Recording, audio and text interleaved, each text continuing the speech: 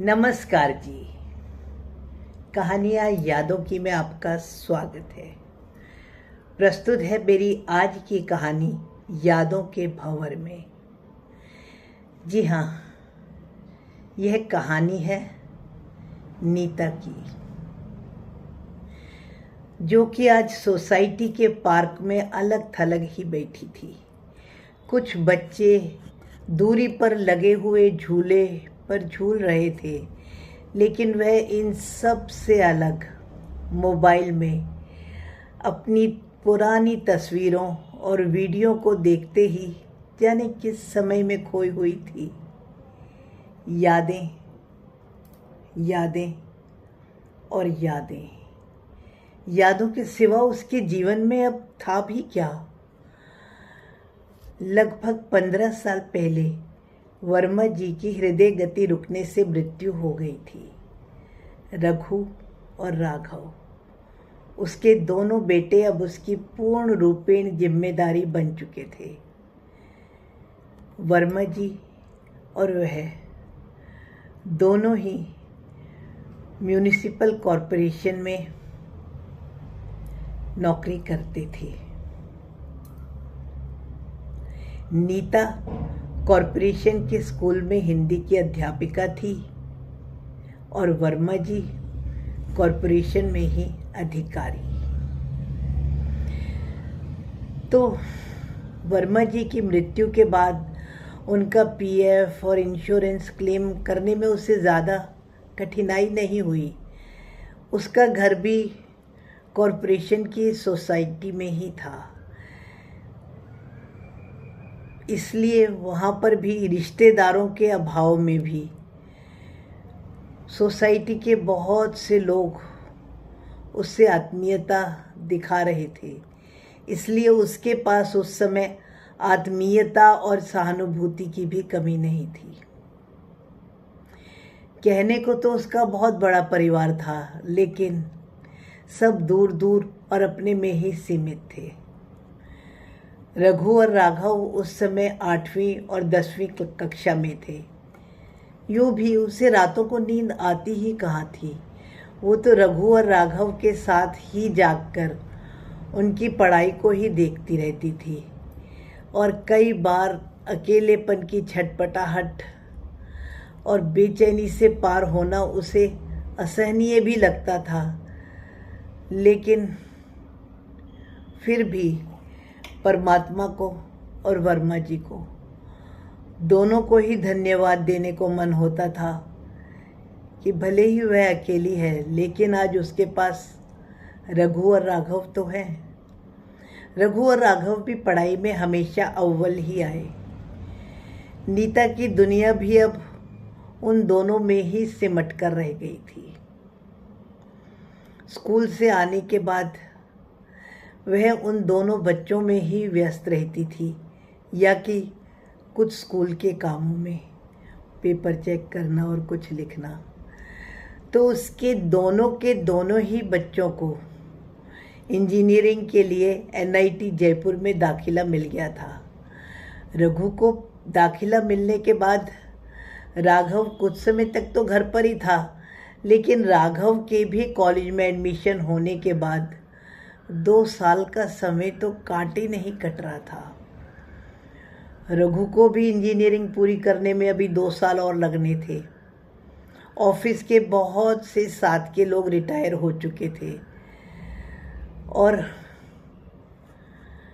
Society से बहुत सारे लोग अपने बच्चों के साथ दूर शिफ्ट हो चुके थे, क्योंकि सरकारी आवास तो खाली करना ही पड़ता है।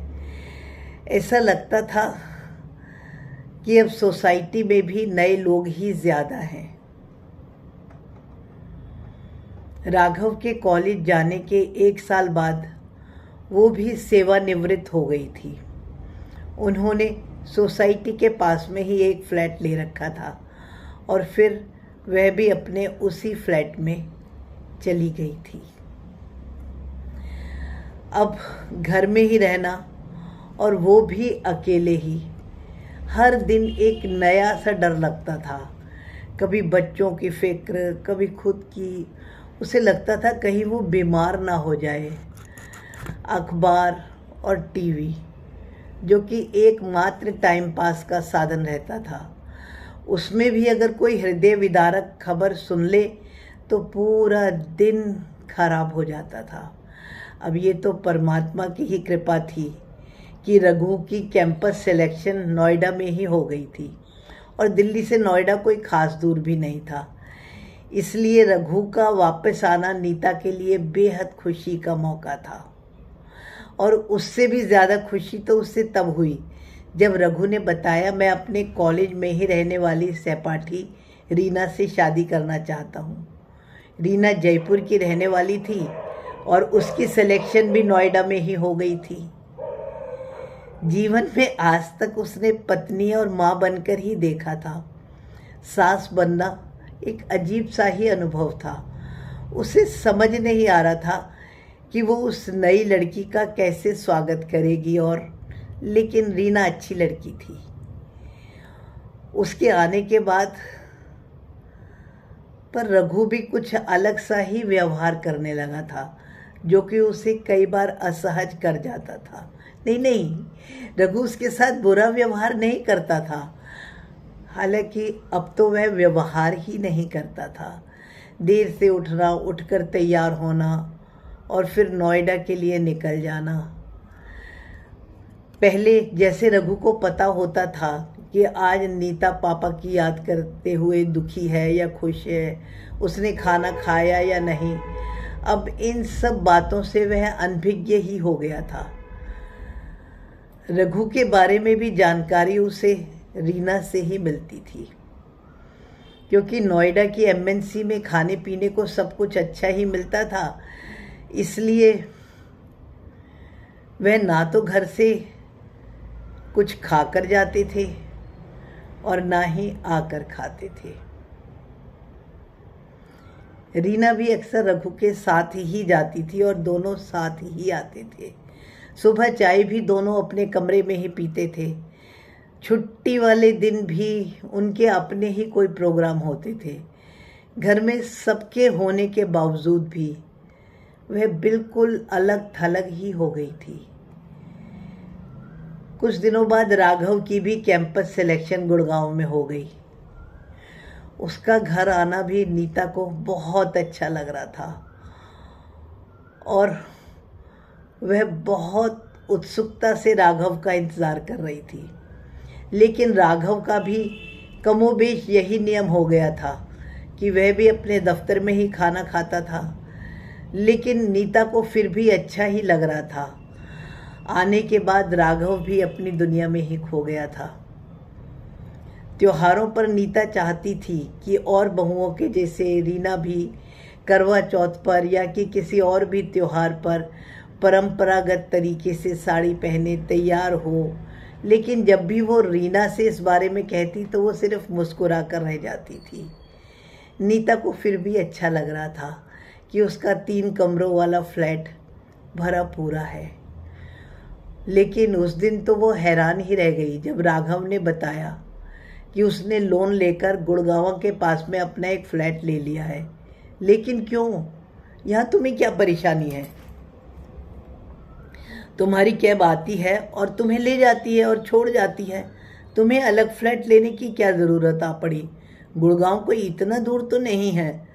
उस दिन राघव ने बताया कि वो भी अपने ऑफिस में साथ काम करने वाली किरण के साथ शादी करना चाहता है और किरण सबके साथ एडजस्ट नहीं कर पाएगी।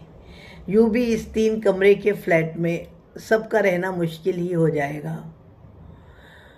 विवाह के पश्चात और भी समस्याएं कुछ आ सकती हैं और किरण तो काफ़ी समय से गुड़गांव में ही रह रही है। उसकी बहुत सी दोस्त, आने जाने वाले, वो सब वहाँ पर ही आते रहते हैं। इसलिए किरण का यहाँ रहना संभव नहीं है। उस रात वर्मा जी की फ़ोटो हाथ में लिए नीता पूरी रात रोई थी। समय के साथ राघव और किरण भी विवाह होने के उपरांत अपने गुड़गांव वाले फ्लैट में चले गए थे। राघव ने कभी भी नीता को अपने फ्लैट में आकर रहने का न्योता नहीं दिया। हाँ, वो खुद उससे मिलने कभी कभार घर आ जाता था। राघव के जाने के बाद नीता और रघु ने भी नोएडा में ही अपना फ्लैट खरीद लिया था। उनका भी यही कहना था कि रास्ते में बेहद जाम मिलता है, इस कारण वे समय पर ऑफिस नहीं पहुंच पाते, तो उन्हें भी नोएडा में ही रहना होगा। रीना ने तो नीता को अपने साथ चलने के लिए कहा था, लेकिन वो साथ रहकर भी कितने साथ थे, इसलिए उसने उन दोनों को फिर कभी आने के लिए कहकर भरे मन से नोएडा के लिए विदा कर दिया। उनके जाने के बाद अब खालीपन केवल घर में ही नहीं, अपितु मन में भी पसर चुका था। वो पहले 2 साल बच्चों के बिना इन फ्लैट में रही, लेकिन इन 2 सालों में बच्चों के आने की आस तो थी। तब तो दोनों आसपास तो थे, लेकिन साथ कोई भी नहीं था।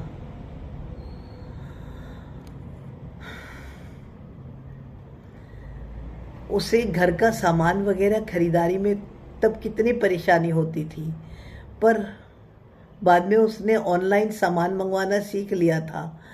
पर भावनात्मक तौर पर तो वो हर दिन तब भी टूट रही थी, और अब तो बच्चों के आने की आस भी नहीं।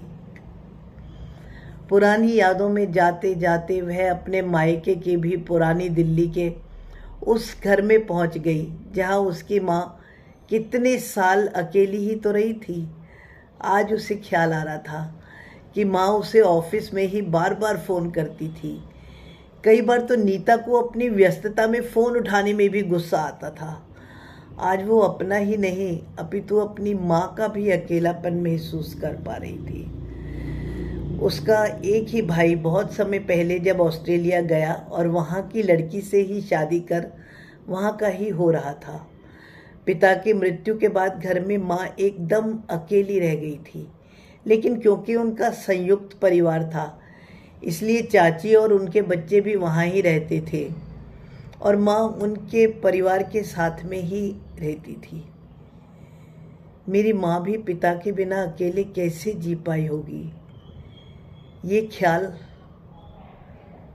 उसका खुद के बारे में था या कि माँ की ही याद आ रही थी, कुछ कह नहीं सकते। तभी पार्क में उसके सामने आकर एक सज्जन ने कहा, कैसी हो नीता? वो ख्यालों से बाहर आई और चौंक उठी। आप कौन? बालों में सफ़ेदी लिए, आँखों में मोटा चश्मा चढ़ाए उस भारी भरकम आदमी को पहचानने में वह असफल हो रही थी। तभी वो बोला, मैं पवन अरोड़ा। अरे तुम तो बिल्कुल ही बदल गए। चांदनी चौक के घर में उसके भाई का दोस्त पवन। नीता जानती थी कि पवन उसके भाई से नहीं, असल में उससे ही मिलने के लिए घर आता था। कई बार पापा तो उसे अपने घर जाने के लिए भी कह देते थे, क्योंकि वो दोपहर से ही अपना घर छोड़कर उनके घर में ही बैठा रहता था। नीता को कहीं पर भी जाना हो, भले ही उसका भाई सुने न सुने, लेकिन पवन हमेशा अपनी बाइक लेकर तैयार रहता था। पवन ने उनके घर नीता के लिए अपना रिश्ता भी भिजवाया था। पवन के पिता की पुरानी दिल्ली में कपड़ों की एक अच्छी खासी दुकान थी, लेकिन एक परंपरागत परिवार इस दूसरी जाति के रिश्ते को भला कैसे स्वीकार कर सकता था। हालांकि इस रिश्ते को मना करने के बाद दुख तो नीता को भी हुआ था, क्योंकि वह शायद मन के किसी कोने में समाया तो हुआ था। आज लगभग 35-36 साल बाद फिर पवन को देखकर वो पहचान भी कैसे सकती थी। उसने तो विवाह के उपरांत उसे देखा भी नहीं था। उसने हैरानी से पूछा, तुम यहाँ कैसे? पवन ने बताया कि मैं तुम्हारी ही सोसाइटी के पीछे वाले घर में अपने एक संपादक मित्र से मिलने आता रहता हूँ। तुम्हारे बारे में मुझे सारी जानकारी रहती थी, लेकिन मैंने तुम्हारे पिताजी से जो वादा किया था कि तुम्हारी ज़िंदगी में कभी नहीं आऊँगा और कभी दखल नहीं डालूँगा, तो मैंने कभी तुमको अपने बारे में बतलाने की ज़रूरत भी नहीं समझी। लेकिन आज क्यों? नीता ने पूछा। तुम्हारी भी शादी हो गई थी ना? हाँ, हो गई थी। मेरा भी एक बेटा है जो कि कनाडा में रहता है। शादी के 15 साल बाद ही हमारा तलाक भी हो गया था। क्यों? नीता ने पूछा। उसने कहा सिंपल, क्योंकि मैं उसे पसंद नहीं था। उसके कहने के लहजे से नीता हंस पड़ी। फिर उसने थोड़ा संयत होते हुए पूछा, तो आज तुम मुझे क्या कहना चाहते हो? कुछ भी नहीं। मैंने तुमसे कुछ भी नहीं कहना है। मैं तो सिर्फ तुम्हें यह बताने आया हूँ कि यहाँ से कुछ ही दूर पर मेरा ऑफिस है। मेरी अपनी प्रेस भी है और मैं हिंदी की 2 पत्रिका भी निकालता हूँ। तुम्हारी सदा से ही कविता और कहानियाँ लिखने में रुचि है। हिंदी की अध्यापिका रहने के कारण तुम्हारी हिंदी में भी पकड़ बहुत अच्छी है। अगर तुम चाहो तो मेरे ऑफिस में आकर काम कर सकते हो। हमें नहीं पता कि हमारे जीवन की लंबाई कितनी है। पुरानी यादों में खोकर जिनका कि अब कोई अस्तित्व ही नहीं है, क्यों ना उनको नया रूप देकर नई कहानियों और कविताओं में सृजन किया जाए। मुझे लगता है कि तुम मेरे इस काम को अच्छे से निभा पाओगे। दोपहर को खाली यादों के सहारे बैठने से अच्छा है कि कोई ऐसा काम किया जाए जिससे कि जीवन में हमको खुद की उपयोगिता महसूस हो सके, हम लोगों की यादों में रहे। कहकर पवन जोर से हंस दिया। वह आज भी उतना ही मस्त था। अच्छा तो चलो, कहते हुए उसने अपना एक विजिटिंग कार्ड नीता के हाथ में दिया। नीता ने पवन को घर चलकर चाय पीने का आग्रह किया, लेकिन पवन ने कहा नहीं, अभी तो समय नहीं है, तुम सोच कर देख लेना और चाहो तो कल से ऑफिस भी आ जाना। नीता मुस्कुरा रही थी। अचानक ही वह पुरानी यादों को छोड़कर अपने भविष्य के सपने देखने में व्यस्त हो गई थी। घर जाकर उसको अब पहले के जैसे ही अपना खाना सवेरे ही बनाना है और क्या पहनना है यह भी तो देखना होगा। उसे क्या काम होगा, कैसे कॉन्ट्रैक्ट होंगे, क्या होगा पता नहीं। वो कुछ भी सोच रही थी, लेकिन आज वह सिर्फ भविष्य के ही सपने बुन रही थी, केवल भविष्य के बारे में ही सोच रही थी। अब वह अपने आप को बिल्कुल अकेला और असहाय बिल्कुल भी नहीं कर रही थी। वो अपने आप को बहुत खुश महसूस कर रही थी और अपने आने वाले कल के विषय में सोच रही थी। जी हाँ, जीवन में ऐसा ही होता है। अब यह आपकी मर्जी है, भविष्य के सपने देखें या पुरानी यादों में खोएं। धन्यवाद जी। मेरी कहानी पसंद होने पर आपके मन में कोई भी विचार आए तो कृपया कमेंट्स द्वारा सूचित करें। धन्यवाद जी।